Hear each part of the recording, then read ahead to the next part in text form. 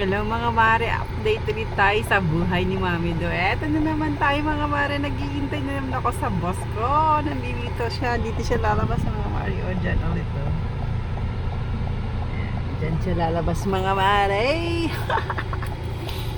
Alam niyo ba mga mare, kahit anong pagod ko talaga, parang feeling ko sanay na.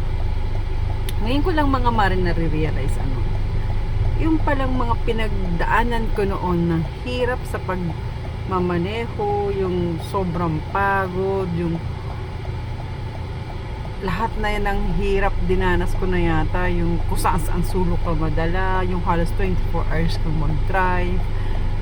Ayun pala mga mare, akala ko noon ay sabi ko noon, ano ba yan, parang pinagsakluban ako ng tadhana, parang sobrang hirap at pagdadrive, gusto ko nang mag-give up. Yung pala mga mare ay paraan pala yun, para kung sakali magkaroon ka ng magandang chance na makahanap ka ng magandang sahod or magandang posisyon sa pagdadrive, tulad nga nitong mga mare, kaya trabaho ko ngayon, parang okay na sa akin, parang awa ng Diyos ay parang yung normal na lang sa akin kaysa dun sa noong dinanas ko na akala ko nung sobrang wala, ganito pala kahirap maging driver. Yung pala mga mare, lahat ng yun pinagdadaanan ko para maging matibay ako, no?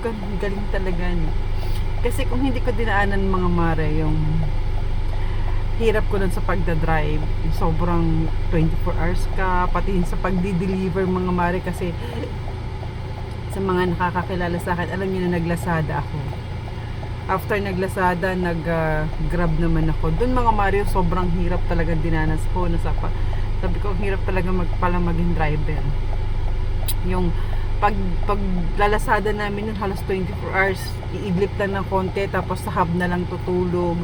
Doon na rin maliligo para lang bukas ay makapag-deliver ulit dahil sa sobrang daming delivery. Lalo na ngayon ganitong season mga mare, yung magka-Christmas, walang tulugan halos sa mga delivery noon. Sa sasakyan na kami na natutulog mga mare.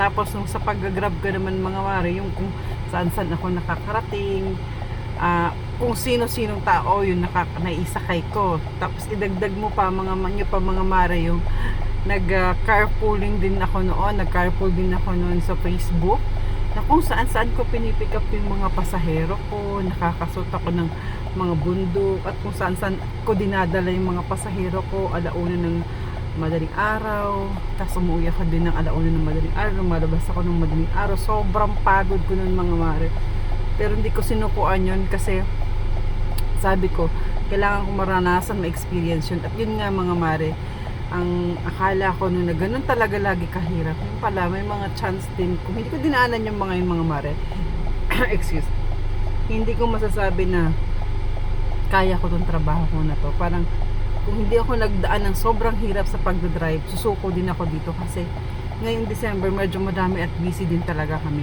Pero para sa akin, basta makaidlip lang ako, okay na, go na ulit ang inyong Mami Do. Free pa rin ng inyong Mami Do. O diba? O yan lang, isang kwento na naman ang parte ng aking buhay para sa inyo. Ito nga pala ang inyong Mami Do ulit, na namamasukan bilang isang lady driver somewhere in the Philippines. Bye! Habol ko naman mga mare, kung kayo naman hindi pa naka-follow, pa-follow naman mga mare, pa-like na rin at pa-share na rin kung type nyo lang. Yun lang mga mare, salamat!